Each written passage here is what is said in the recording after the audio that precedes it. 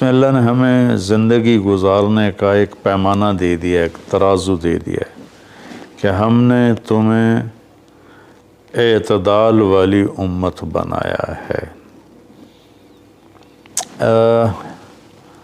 اس کی میں مثال دیتا ہوں، جیسے پہلے زمانے میں ترازو ہوتے تھے، اب تو ڈیجیٹل آ گئے۔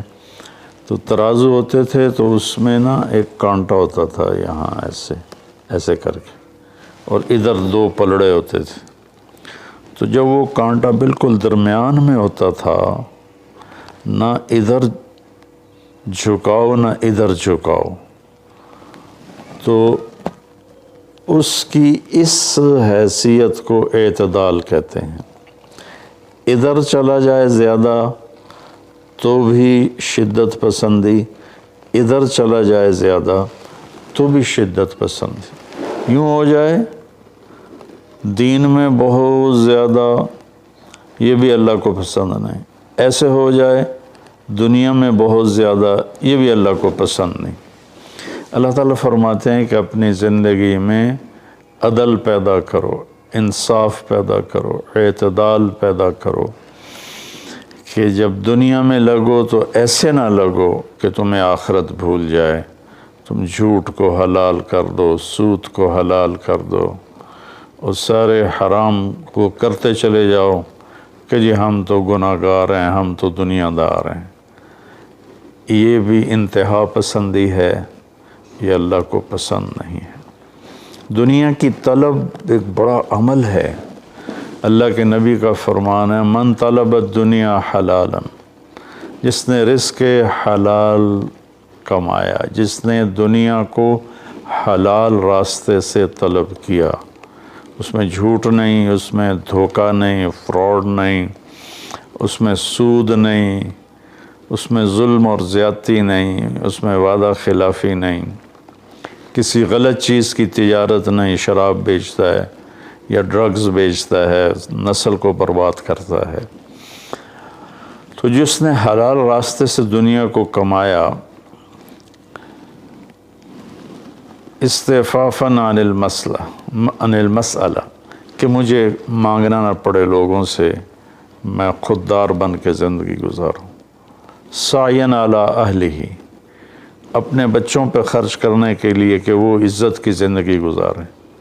تعطفاً علی جارہ، اپنے آس پاس کے غریب لوگوں پر خرچ کرنے کے لیے، جو صبح بازار جاتا ہے اور اپنی جاب پر جاتا ہے، اپنی مزدوری پر جاتا ہے، وہ ریڑھی پر بیٹھتا ہے یا بہت بڑے پروجیکٹ کے آفس میں بیٹھتا ہے، اگر یہ چار باتیں اس کے اندر ہیں، حلال کماتا ہے، جابین رشوت نہیں لیتا، غلط کام نہیں کرتا، کسی کی فائل نہیں روکتا، بچوں پہ خرچ کرنے کے لیے اور پڑوسیوں کو نوازنے کے لیے، غریب پڑوسیوں پر خرچ کرنے کے لیے، اور سوال سے بچنے کے لیے۔ جو دنیا کو کماتا ہے، تو اب آپ خوشخبری سنیں، لقی اللہ تعالی یوم القیامہ وجہہ مثل القمر لیلۃ البدر، قیامت کے دن وہ اللہ سے ایسے ملے گا کہ اس کا چہرہ 14ویں رات کے چاند کی طرح چمکتا ہوگا۔ تو ایسی دنیا کمانا بھی بندگی ہے۔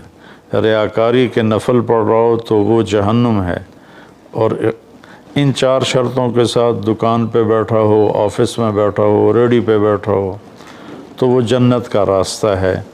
اللہ کو اتنا پسند ہے کیونکہ اس میں درمیانی راستہ ہے، اعتدال والا راستہ ہے۔ اب اس میں انتہا پسندی کیا ہے؟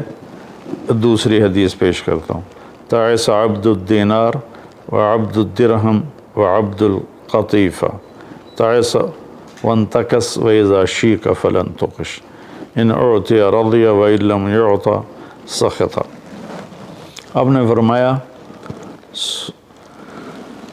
دینار کا چاہنے والا، دینار کا غلام، چاہت تو سب کی ہے، سونے کا غلام ہلاک ہو جائے، چاندی کا غلام ہلاک ہو جائے۔ اللہ نے کائناتی معیشت کو، اکانومی کو سونے چاندی کے گرد گھمایا ہے، یہ اللہ کی اپنی قدرت ہے۔ تو اب یہ انتہا پسندی آ رہی ہے، جس نے آپ نے کہا ہلاک ہو جاتا ایسا کون؟ عبد الدینار، سونے کا غلام، چاندی کا غلام، اور زیب و زینت کا غلام، اسیسریز کا غلام، کہ حلال رزق میں ایسی نہیں مل رہا تو چلو کوئی ڈنڈی مار لو، کوئی رشوت لے لو، کوئی جھوٹ بول کے سودا بیچ لو، یہ ہے۔ تو اس کے لیے آپ نے بد دعا فرمائی۔ یہ بخاری شریف کی روایت ہے، آپ رحمت اللہ علیہ عالمین ہو کر آپ بد دعا فرما رہے ہیں کہ ایسے لوگ، چونکہ یہ لوگ جب دنیا میں جاتے ہیں تو اوروں کے حقوق مارتے ہیں، اوروں جو رشوت لیتا ہے وہ رشوت دینے والا پتہ نہیں کن مشکلوں سے اپنے کام کے لیے پہنچا ہوتا ہے، جس کو یہ دھوکہ دے کے مال بیچ دیتا ہے وہ پتہ نہیں کتنی مشکلوں سے پیسہ بنا کے مال لینے آتا ہے، اس کو یہ 2 نمبر ٹکا دیتا ہے۔ اس لیے ان کے لیے بد دعا فرمائی کہ یہ معاشرے کے لیے ناسور لوگ ہیں، چاہے یہ کتنے ہی نامور ہوں، لیکن یہ معاشرے کے لیے ایک عذاب ہیں، ایک مصیبت ہے۔ تو دنیا میں بھی چلو تو درمیانہ راستہ اختیار کرو، اتنے نہ کھب جاؤ میرے بھائیو کہ ٹوائلٹ میں بھی سودے ہو رہے ہوتے ہیں، پیشاب کرتے ہوئے۔ ابھی میں کراچی سے لوٹا تو لاہور ایئرپورٹ پر میں وضو کرنے گیا تو پیچھے جو پیشاب کرنے کی جگہ ہوتی، وہاں ایک آدمی کھڑا ہوا، گردن کے ساتھ اس نے موبائل پکڑا ہوا تھا اور بولے جا رہا تھا، بولے جا رہا تھا، بولے جا رہا تھا۔ یہ بھی کوئی زندگی نہیں ہے، کھانا بھی کھا رہے ہیں اور سودا بھی بیچ رہے ہیں اور پیمنٹ بھی لے رہے ہیں اور سودا کر بھی رہے ہیں اور ساتھ کھانا بھی کھا رہے ہیں۔ تو یہ تو کھانا زہر بن جاتا ہے، دماغ کی طرف سے آرڈر جاتا ہے کہ کھانا آ گیا ہے، تیار ہو جاؤ، معدے کو آرڈر ملتا ہے، ساتھ ہی فون کی گھنٹی بجتی ہے، فون اٹھاتا ہے تو آرڈر فون کی طرف چلا جاتا ہے، معدے کو آرڈر نہیں جاتا، غذا زہر بن جاتی ہے۔ تو ایسی دنیا کما کے کیا کرنا جس میں آپ کی صحت ہی برباد ہو جائے اور آپ اتنے مصروف ہو جائیں کہ گھر میں آ کر بھی کوئی بچوں سے دلچسپی نہیں، بس اپنے موبائل پر یا سودے کر رہے ہیں یا موبائل پہ کوئی گیمیں کھیل رہے ہیں یا کوئی مووی دیکھ رہے ہیں یا کوئی ڈرامہ دیکھ رہے ہیں۔ کتنی مائیں ہیں جو اس طرح اپنے بچوں کو جھٹک دیتی ہیں، وہ ڈرامہ دیکھ رہی ہوتی ہیں یا کوئی مووی دیکھ رہی ہوتی ہیں یا کوئی کلپ دیکھ رہی ہوتی ہیں، تو بچہ آتا ہے تو اس کو ہوں ہاں کر کے ٹال دیتی ہیں۔ میرے بھائیو، میری بہنوں، اپنی زندگی کو وہ درمیان میں لاؤ، درمیان۔ میں ایک آپ کو مثال دیتا ہوں، گاڑی کے چاروں ٹائر میں ہوا بیلنس ہو تو گاڑی صحیح چلتی ہے، چاہے ایف ایکس کیوں نہ ہو، اور اگر ہوا اوپر نیچے ہے، بیلنس نہیں ہے، تو مرسڈیز بھی ہوگی تو وہ چلنے میں آپ کو تکلیف دے گی۔ ایک گاڑی ہے، انسان بھی، اس کو بھی بیلنس آف لائف چاہیے۔ یہ گھر میں آؤ تو گھر کے ہو جاؤ، فون آف کر دو اور اپنے بچوں سے بات کرو، بیوی سے بات کرو، ان کے ساتھ بیٹھو، ان سے گپ شپ کرو اور گھر کی باتیں کرو، گھر کے مسائل ذکر کرو، باہر کے مسائل کو گیٹ پہ چھوڑ کے آ جایا کرو۔ تو یہ تو دنیا ہے نا، اللہ نے اس میں ناپسند کیا ہے کہ ہم اپنے آپ کو زیادہ کھو پائیں، لیکن دین میں بھی اللہ نے ناپسند کیا ہے کہ ہم اس میں زیادہ لگ جائیں۔ لا تغلوا فی دینکم، اپنے دین میں انتہا پسندی پہ مت جاؤ۔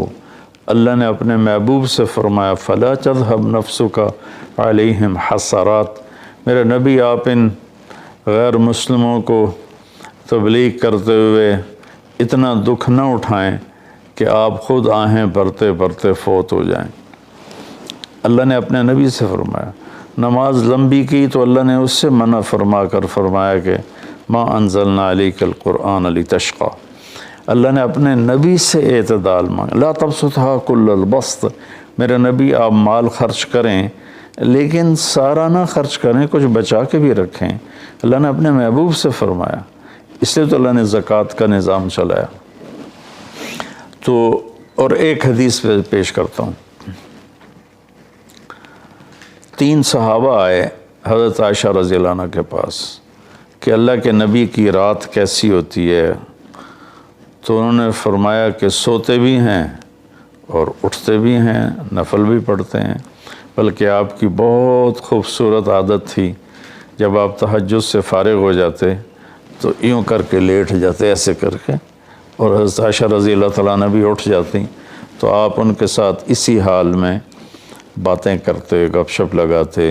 تہجد کے وقت میں اپنی بیگم سے پیار محبت کی باتیں ہو رہی ہیں، اتنے میں حضرت بلال اذان دیتے تو آپ اٹھ کے 2 رکعت سنت ادا کرتے اور نماز پڑھانے کے لیے مسجد تشریف لے جاتے تھے.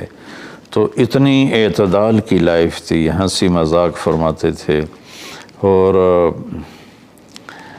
حضرت عائشہ رضی اللہ عنہ کو لقمے بنا کے کھلاتے تھے، ان کو آٹا گوندھ کے دیتے رہے جب تک حضرت عائشہ رضی اللہ عنہ کو آٹا گوندھنا نہیں آیا، کہ وہ چھوٹی عمر میں ان کی شادی ہوئی تھی. تو انہوں نے جب یہ سنا تو کہنے لگے وہ تو اللہ کے نبی ہیں، وہ تو کچھ بھی نہ کریں، بخشے بخشائے ہیں، ہمیں تو کچھ کرنا چاہیے، کیا کریں؟ ایک نے کہا میں ساری رات نہیں سوؤں گا، نفل پڑھوں گا، کتنی اچھی نیت کی ہے. دوسرے نے کہا میں ساری زندگی روزے رکھوں گا، کبھی افطار نہیں کروں گا، کتنی اچھی نیت ہے. تیسرے نے کہا میں شادی نہیں کروں گا، بس اللہ کی عبادت کروں گا اور اللہ کے راستے میں جہاد کروں گا، کتنی اچھی نیت ہے. آپ کو پتہ چلا تو آپ نے تینوں کو بلا لیا. تو آپ نے ان کو ڈانٹ پلائی، تم میرے اللہ کو مجھ سے زیادہ جانتے ہو، تم میرے اللہ سے مجھ سے زیادہ ڈرتے ہو، زیادہ تقوی والے ہو. میں تم میں سب سے زیادہ اپنے اللہ کو جانتا ہوں، سب سے زیادہ اللہ سے ڈرتا ہوں. میں کھاتا بھی ہوں، روزہ بھی رکھتا ہوں، میں نے شادی بھی کی ہے، میں سوتا بھی ہوں اور میں جاگتا بھی ہوں. اور میں نے آپ نے تو 11 شادیاں کی، 9 بیویاں زندہ تھیں جب آپ دنیا سے تشریف لے گئے. تو آپ کی خوبصورت زندگی تھی ان کے ساتھ. تو آپ نے تینوں کو ڈانٹا اور فرمایا کہ اعتدال کے ساتھ چلو. جس نے کہا میں شادی نہیں کروں گا شادی کرے، جس نے کہا میں روزہ نہیں چھوڑوں گا وہ روزہ چھوڑے. کہ مہینے میں 3 روزے رکھو بس، 13، 14، 15. اور جس نے کہا میں رات سوؤں گا نہیں وہ آرام بھی کرے اور اٹھے بھی صحیح. تو یہ زندگی اعتدال والی اللہ کو تو دین میں انتہا پسندی اچھی نہیں لگتی، اور اللہ نے اس کو رد فرمایا. ہمارے بعض نادان دوست قربانی قربانی قربانی کے نام پر پورے گھر کو اجاڑ دیتے ہیں اور انہیں احساس بھی نہیں ہوتا کہ کتنا بڑا نقصان کر رہے ہیں. سب سے بڑا تقاضا اسلامی تاریخ میں جنگ بدر کا ہے. اس سے بڑا تقاضا قیامت تک نہیں آئے گا، کہ جن کے بارے میں اللہ کے نبی کی وہ گواہی ہے جو قیامت تک کسی کے لیے نہیں. ان تہلک هذه العصابة فلن تعبد. میرے رب اگر آپ نے اس جماعت کو ہلاک کر دیا تو پھر آپ کا نام لینے والا کوئی نہیں بچے گا. اتنی بڑی گواہی 313 کی، اور یہ اتنا بڑا تقاضا تھا اور اتنا بڑا یہ اس وقت اہم اور ضروری کام تھا. اور آپ نکلے اور ذوالحلیفہ 7 میل دور ہے. جب وہاں پہنچے تو حضرت عثمان اور اسامہ رضی اللہ عنہما کو آپ نے واپس بھیج دیا کہ آپ کی بیگم حضرت رقیہ رضی اللہ تعالیٰ عنہ وہ حضور صلی اللہ تعالیٰ علیہ وسلم کی دوسرے نمبر کی بیٹی تھیں. حضرت زینب پہلے نمبر پر، حضرت رقیہ دوسرے نمبر پر، ام کلثوم تیسرے نمبر پر، حضرت فاطمہ چوتھے نمبر پر. تو بیمار ان کو چیچک نکل آیا تھا، تو ان کو وہاں سے واپس بھیجا کہ جاؤ تم رقیہ کی تیمارداری کرو. وہ جنگ بدر میں شریک نہیں ہوئے، میرے نبی نے واپس کیا. لیکن جنگ بدر کے شریک صحابہ میں ان کا نام لکھوایا، دونوں کا۔ جب ہم بدری صحابہ کی فہرست کھولتے ہیں تو اس میں اسامہ اور عثمان رضی اللہ عنہما دونوں کا نام ذکر ہے، اور مال غنیمت میں ان کا حصہ بھی رکھا آپ نے۔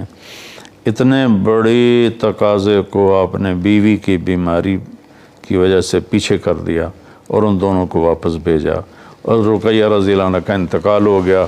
جب آپ واپس تشریف لائے تو وہ دفن ہو چکی تھی، تو آپ نے ان کی قبر پہ جا کر دعا فرمائی۔ تو میرے بھائیوں، دین میں بھی اعتدال ہو، دنیا میں بھی اعتدال ہو۔ یہ رہبانیت تو نصارہ عیسائیوں میں تھی کہ شادی نہیں کرنی، نہانا نہیں، بال نہیں کٹوانے، ناخن نہیں صاف کرنے، پہلے، اب نہیں، پہلے جو قدیم عیسائی مذہب تھا۔ تو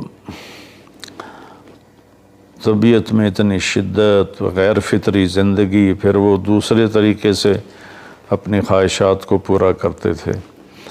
تو اس سے میرے نبی نے روکا۔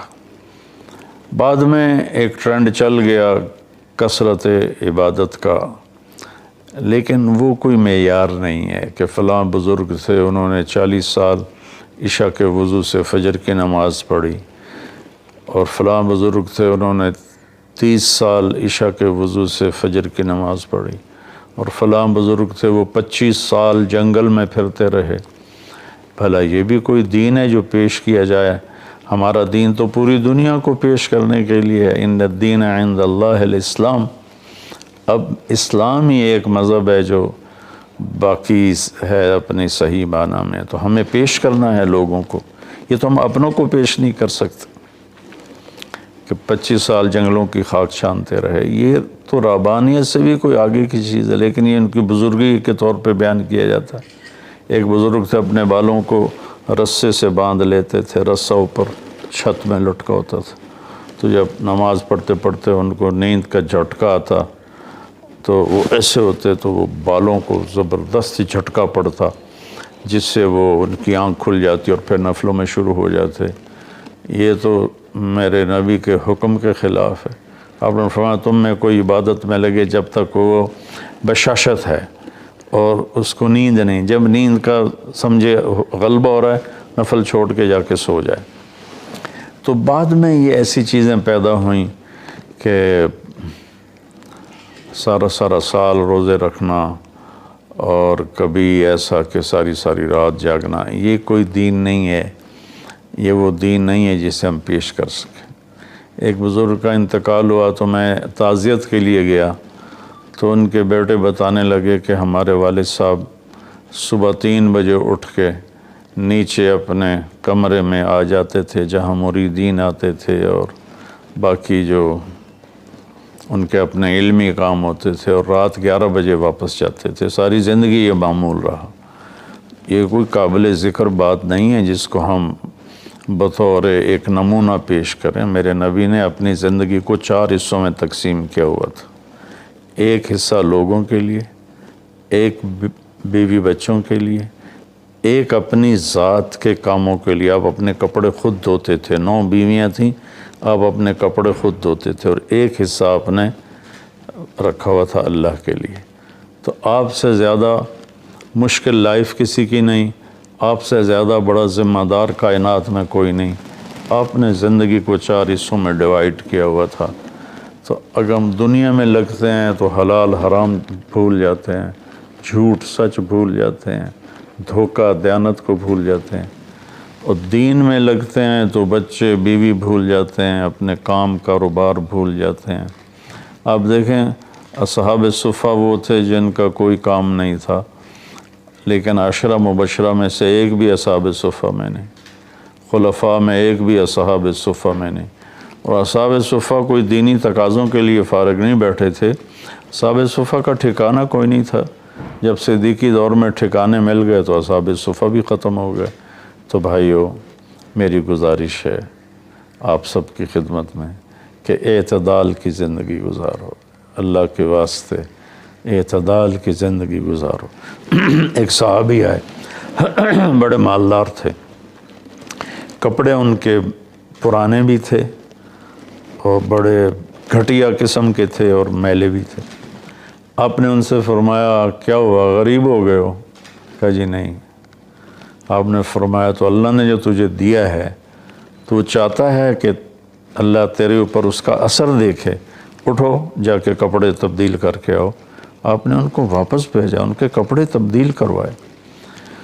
تو یہ کہ کسی کو اللہ رزق دیتا ہے، وہ اچھے کپڑے پہنتا ہے، اچھی سواری استعمال کرتا ہے، اچھے گھر میں رہتا ہے، اپنا کاروبار دیکھتا ہے، اس کو دنیا داری نہیں کہتے۔ دنیا داری تو جھوٹ اور فراڈ اور حرام اور رشوت، جتنے غلط راستوں سے جو جانا ہے کاروباری زندگی میں، یہ دنیا